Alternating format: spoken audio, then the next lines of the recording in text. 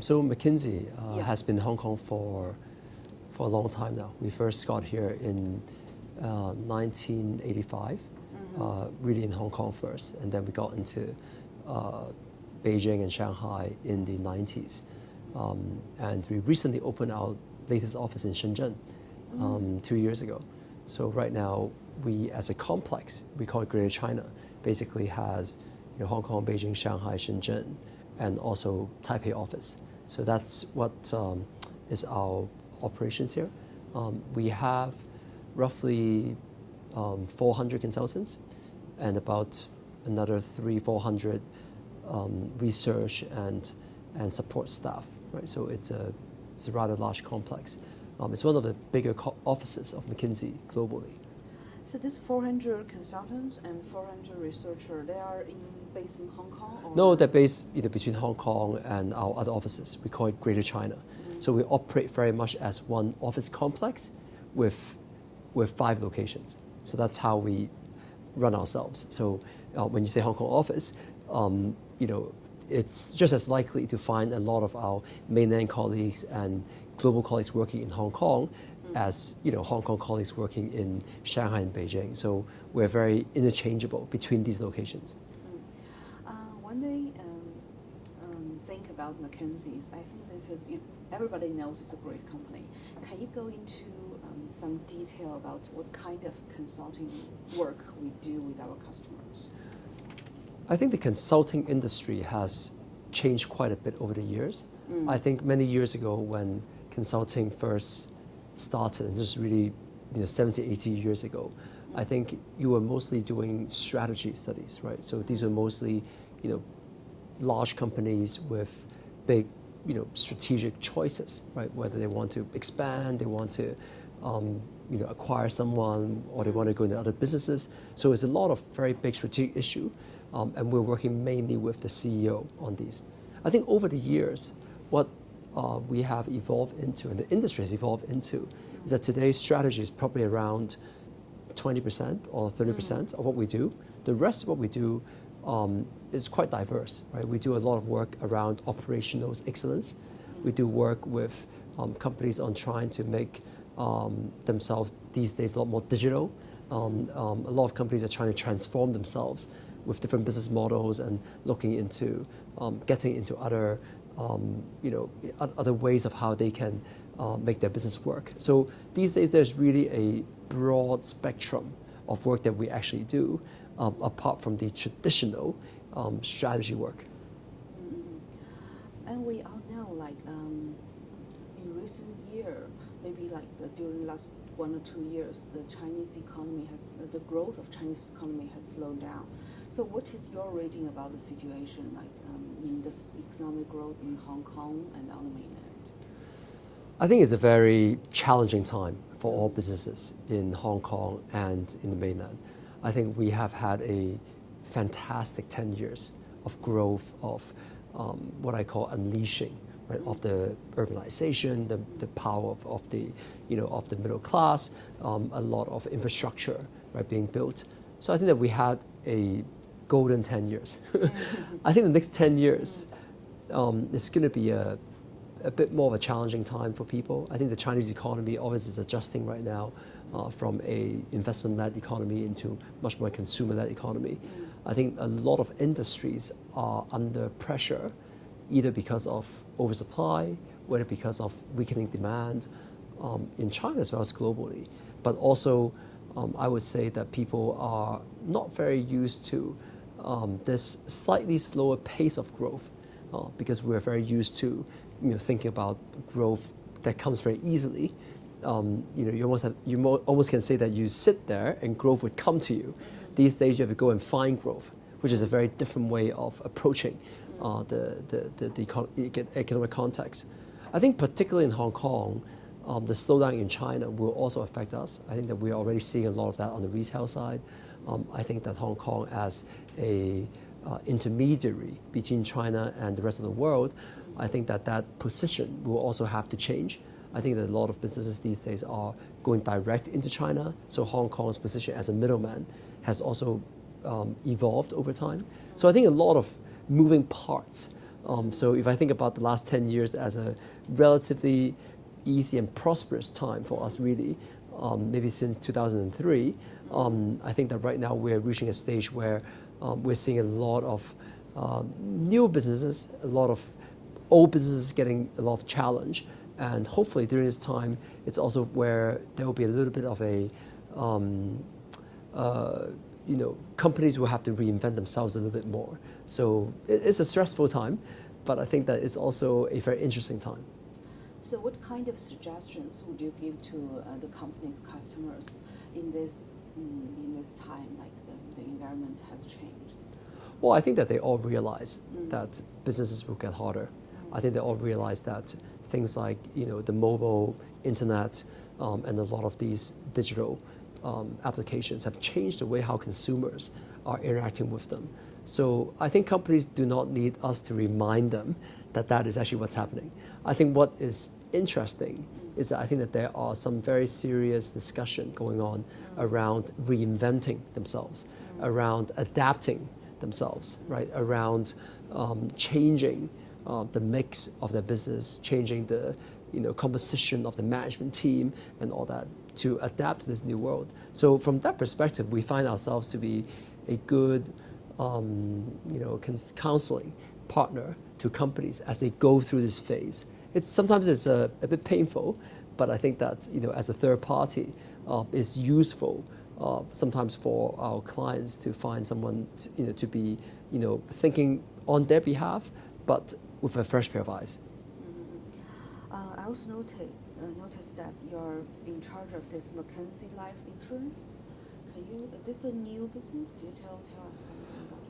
Well, I think that I'm in charge of McKinsey's financial institutions business in Greater China, and that includes banking, that includes insurance, that includes asset management, as well as these days internet finance. So it's really a wide spectrum of businesses in the financial field. It is it's a very interesting mix of clients, because you go from the very large state-owned banks, into very, very small startups, right, in the internet finance area, into multinationals trying to crack into China, right? So you actually have very different perspectives from our clients looking at the same market, and that makes it fascinating, right? As I go between these conversations between incumbents in China to small attackers, right, to huge global companies, but trying to get a foothold right into this gigantic market. Great. Some of your personal experience. I know you were like a straight A student, and you went to Harvard, is that correct? When did you go to the U.S.? Well, I went to the U.S. when I was 14, right? So I finished my high school in the U.S., and I went on to university and later on to law school and also the business school. So I had a lot of the more formative years of my education in the U.S. And most of them was on the East Coast. I was in high school in New Hampshire, and I was in the Boston area at Harvard for all my university, law school, and business school. So I know the East Coast relatively well, and also obviously that's a big change from where I grew up, which is in Hong Kong. I heard like when you graduated from school Harvard, you directly recruited by McKinsey. Is that correct? When was that? Well, I was no. It's a more complicated story. I was actually at business school when I worked at McKinsey for a summer as a summer associate. After my business school and law school graduation, it was a joint degree program. I actually did not come back to McKinsey. During that time, it was the .com period in the late 1990s, early 2000s. So a couple of my friends and I we started a startup doing at that point e-commerce, incubation, system integration, and all that. So I did that for about 2 years, and then luckily McKinsey still remembered me from my summer associate days. And so I was able to come back to McKinsey in 2002, and I have been here ever since.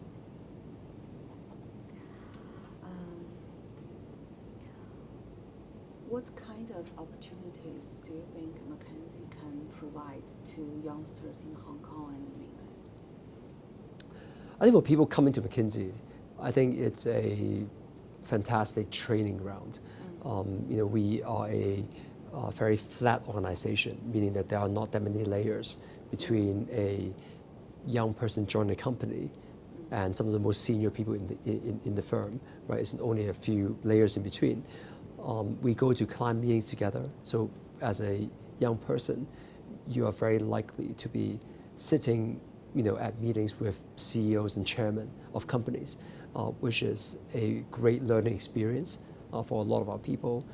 You get to travel, right? You get to see a lot of China.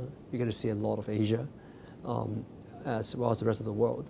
So, if you were in your 20s and you were working at McKinsey, I would imagine there are not that many places that would give you such a variety of experience and exposure to the business community.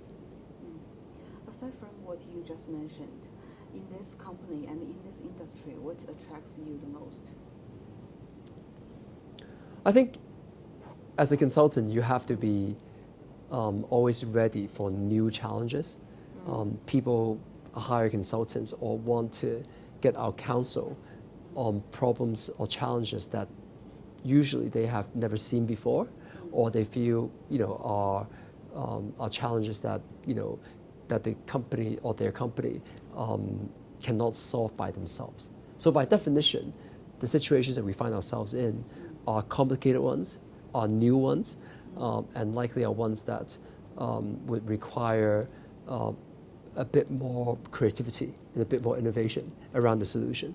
So I think for people who work at McKinsey, I think it's very important that we like new things, that we like to always be slightly uncomfortable, right, around the situation we're in, right, because that's usually where clients find themselves in, right, and we need to just work hand in hand with our clients to go solve their business issues.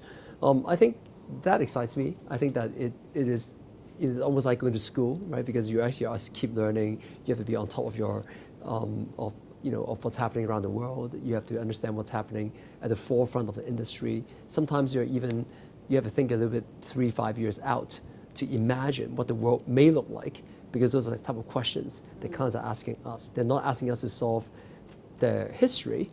They're asking us to help create their future, right? So for us, it's pretty important for us to be, I would say, inquisitive and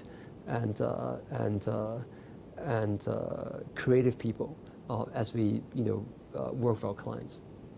Wow, you made these challenges sound so interesting and fantastic. I have a few friends working in this industry, and they told me the pressure is very high, and they need to work overtime, and they need to work over 10 hours per day, 6 days per week. So, what about your working Sure. table, and how do you cope with the pressure? I think working hard and having a and at times, right, working hours being rather strenuous, I think is part of our profession, right? I think that you cannot be in our profession and be intimidated, right, by working hours. I don't think that our people have regularly 100 hours a week. I don't think so. But obviously there are the weeks that happens, right? And you have to be very ready for it. I think in these days the world is such a volatile time that by definition, I think there will be times where people will be very crunch, right? And there are times where people are going to have it a little bit better. And I think it's most important for people to understand that when it's an opportunity to relax a bit and just have a better lifestyle, you have to enjoy it, right? That's one of the things that I learned along the way, because when it is really when you are really under stress and there's a lot to be done and your lifestyle is not going to be good, there's nothing you can do about it. You just have to deal with it. You just have to do it and get over it. But at the same time, when times are slightly better, when you have a week off, when you can have take some vacation, you just have to turn off your phone, just go and immerse yourself, right? So the intensity, right, when you're actually working is very high. But at the same time, you have to train yourself and get used to the idea that when you're off, then just switch it off and don't worry about it. Because the good news about I think us is that we are always very project-based. So during a project, I think it's actually very intense, right? But during the off times, right, I think that between projects, and I tell the young people that appreciate the time when you're off, right, and just don't worry that you can go back home at 5 p.m. because when the time comes when you can't leave until midnight, right, you'll regret, right, not taking the time off when you can. So I think it's a very intense workplace. I think it's a very immersive workplace, right? You have to be on the height of your attention. You have to be at the peak of your powers. If I were to have an analogy between this and sports, it's almost we're athletes, right? So when you're actually at the competition, you're running, right? You're running very, very fast, right? But during your off time, you got to relax. You got to keep your body well. You got to be healthy, because when the time comes, you got to perform, right? So for us, it's actually very important for us to be in this kind of peak condition at all times, right? But at the same time, to be able to turn it off and on when you can. So what do you do when you switch off? You do sports or? Well, I mean, I have a lot of different interests, right? So for me, sports is important. So I regularly play soccer twice a week. I enjoy a game of golf twice a month. I've now started running, track with some of my buddies back in high school, right? So we have a track team that practices on Saturday. So there's a lot of physical activity that I feel is very important, and I think that we try to keep up with each other and with people in the same age group as you go play a sport, right? Then you feel that you can still keep up with with them. And the other thing is really around a more diverse social life, right? I think that whether it's working with non-profit companies or attending various government advisory committees and all that, I really feel like having a more diverse interest, right? Interacting with different groups of people and looking be more interested in Hong Kong, what's happening here. I think it's important for me, right? So when I am not working on McKinsey things, I also do spend some time interacting with people who are doing different community work in Hong Kong, and that gives me a lot of energy. It gives me a lot of inspiration as well to see what people are trying to do with some of the more less advantaged part of society. I also am very interested in your business philosophy and how you keep your employees motivated in such a high-pressure environment. Yeah, it's an important question. I think that for us, part of how we see ourselves as a firm is the mentorship and camaraderie we give to our younger people. We are a very young firm, right? We have lots of people who graduated recently from university, from business schools, right? So we are a very young firm, right? So in that way, I think that one of the more important things, I think, as a leader in the firm, is that you have to spend time with them. You have to spend time understanding their aspirations, their fears, their ambitions, right?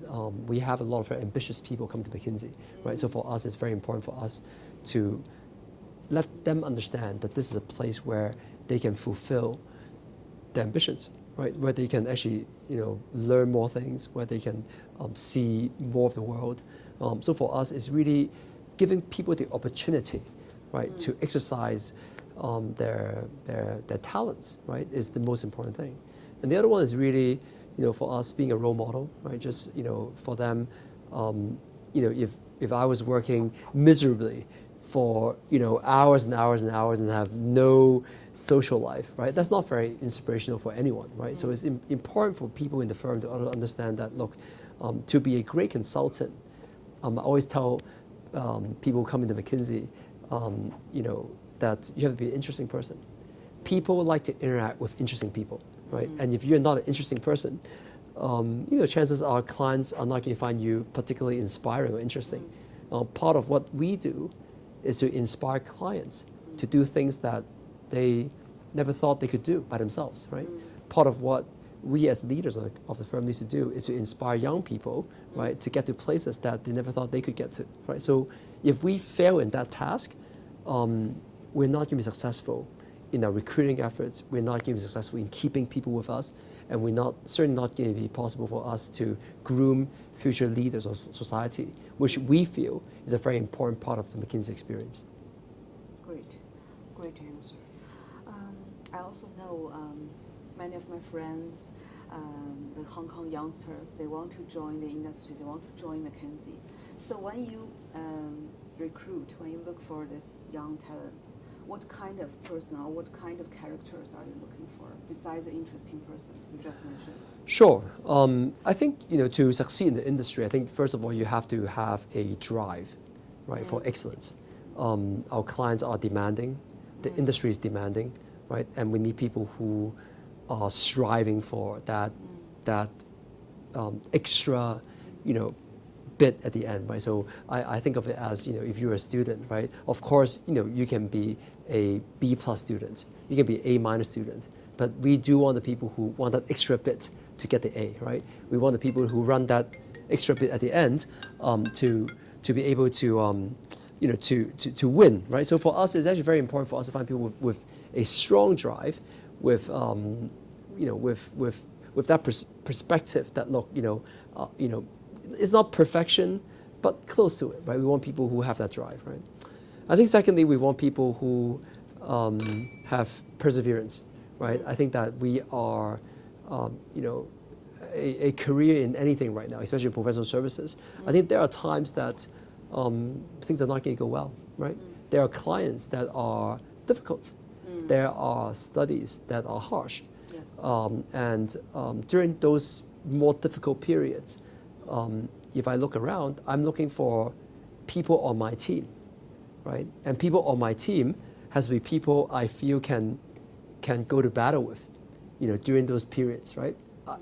I don't want to carry the team, right, when I'm also battling. I want people who can fight, right? So for us, as we think about recruiting, I think it's best to think about, if you were trying to get teammates, right, to, let's say, play in a soccer game, right? Who do you want as your defender? Who do you want as your striker? Who do you want as a midfielder, right? You want people who can play. You want people who are competitive.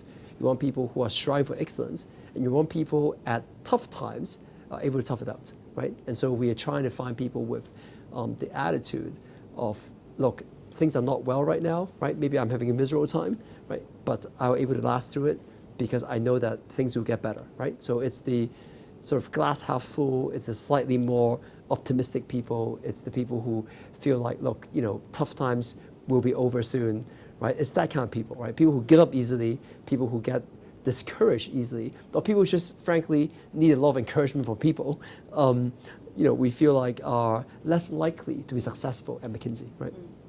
The last thing I think is important for us when we look for people is really look for leaders. I think the world,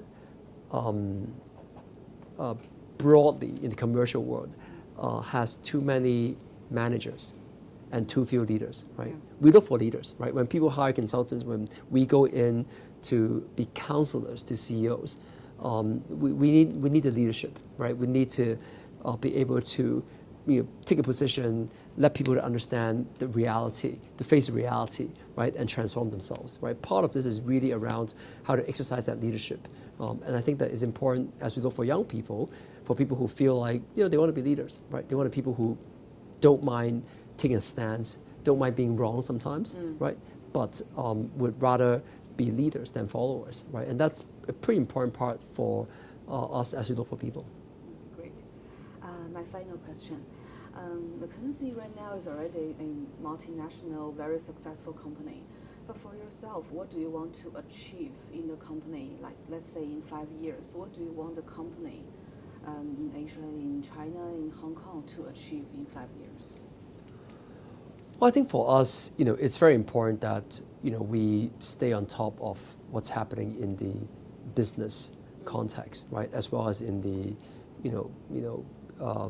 the social and the whole community context, right? So for us, I think it's very important for us a few things. One, I think the business world is facing an unprecedented revolution, right? Consumers are changing, technology is changing, business models are changing, right? So for us, keeping at the forefront, at the thought leadership, right, of all these changes is very, very important for us.